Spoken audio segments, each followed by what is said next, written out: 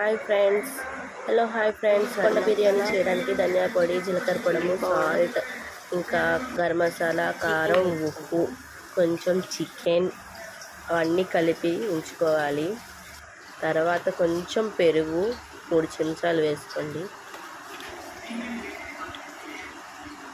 ఒక half spoon lemon, లేదంటే half lemon అయినా పిండుకోవచ్చు. నేను హాఫ్ లెమన్ పిండుకున్న తర్వాత ఆనియన్స్ సన్నంగా కోసుకొని బ్రౌన్ షేడ్ వచ్చే వరకు ఆనియన్స్ ఫ్రై చేసుకోవాలి.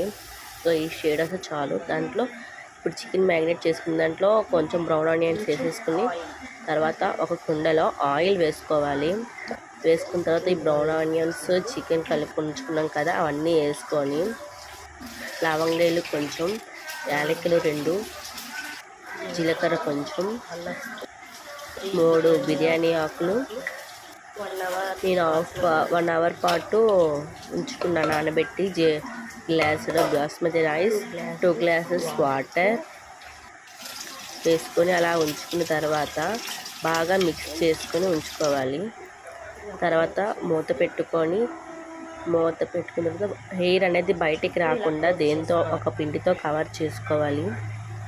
పొయ్యి ఆన్ చేసి 15 to 20 మినిట్స్ అలాగా మీడియం ఫ్లేమ్ టు సిమ్లో పెట్టుకొని ఉంచుకోవాలి ఫ్రెండ్స్.